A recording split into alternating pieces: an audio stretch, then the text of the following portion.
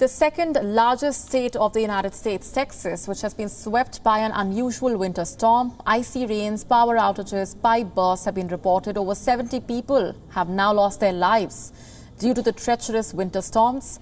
After the big freeze, let's talk about the big thaw. One of the hottest commodities in Texas right now, the services of a plumber.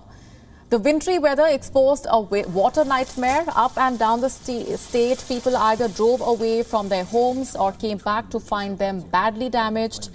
Pipes, valves and tanks had broken after being frozen over across the state.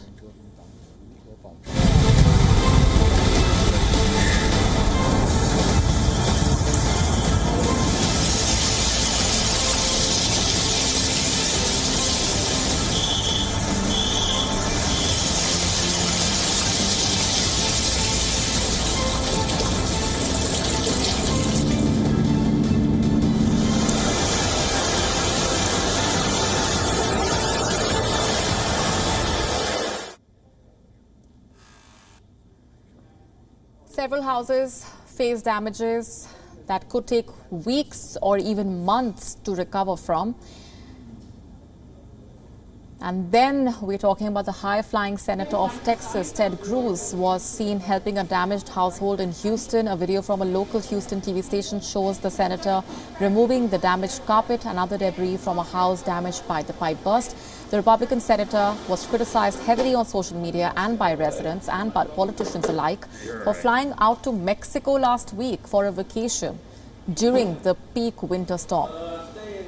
As of Monday morning, over 15,000 people were still without power across the state, and some 8.8 million people, which is nearly one-third of Texas's total population, are experiencing water shortages. While authorities are still working on restoring the public utilities, people have come out on the streets to distribute bottled water. Locals and non-profit groups have organized food and water distribution sites throughout the state.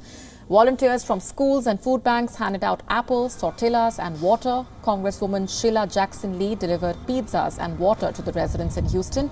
Last week, when millions of Texans were shivering in the dark, a few lucky ones could still get to turn their lights on in their homes. Those residents woke up to outrageous amounts being charged in their electricity bills. Tens of thousands of dollars charged just for keeping the lights on. And after the outcry, the governor, Greg Abbott, banned power companies from billing customers or disconnecting from their power for non-payment.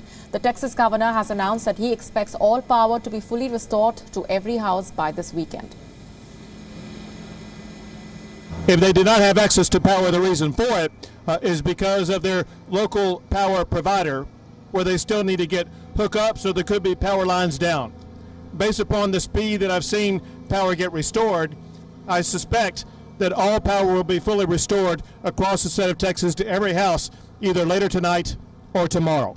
First, to be clear, we will not end this session until the state of Texas is, and all of its power generation capabilities, is fully winterized, so we never go through this again. With regard to how it's going to be funded, every possibility is on the table. We will consider whatever options. We need to figure out the strategy first. Weather-related disasters used to be called acts of God, events that are rare, unforeseen, and above all, nobody's fault. But is this the case in Texas? In the massive south and central strait of America, electricity comes primarily from fossil fuels, but that did not stop the Republican leaders of the state from peddling the lie that power outages were the fault of renewable energy. Never mind the frozen wind turbines, which only represent a small fraction of the energy lost to failures in natural gas production during the freeze. Republicans attacked the Green New Deal, and this entire conversation was playing out while people were freezing to death in their homes or dying of carbon monoxide poisoning in their cars. There is far more complex reality behind the grid not prepared for extreme weather. As per a report from Wall Street Journal, the electric grid in Texas is built for efficiency but is not built for climate resilience. This is all because of a fundamental flaw of free market in Texas. The state's electricity is not governed by rules or a federal system. The quest for efficiency and low-cost led to underinvestment and poor poorly prepared energy facilities for the cold weather. Basically, Texas has its own grid to avoid dealing with the feds. The state's grid is run by a couple of independent agencies. The utility companies are deregularized and are all a part of free markets. This train wreck that pushed Houston electricity wholesale price from $22 per megawatt hour to about $9,000 megawatt hour. The widespread failure in Texas, Oklahoma and Louisiana, if the face of a winter snap, throws a light on what some see as the derelict state of America's power infrastructure. In the single-digit temperatures, pipelines froze up because there was some moisture in the gas.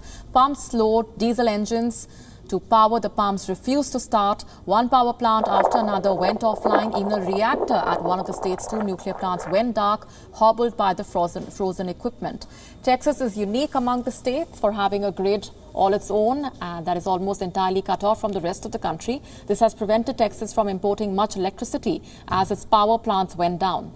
The Federal Energy Regulatory Commission and the North American Electric Reliability Corporation both will now investigate the causes of this year's failure.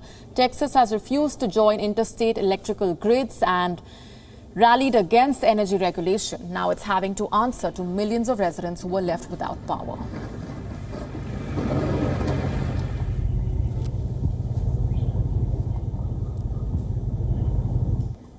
WION now available in your country. Download the app now. Get all the news on the move.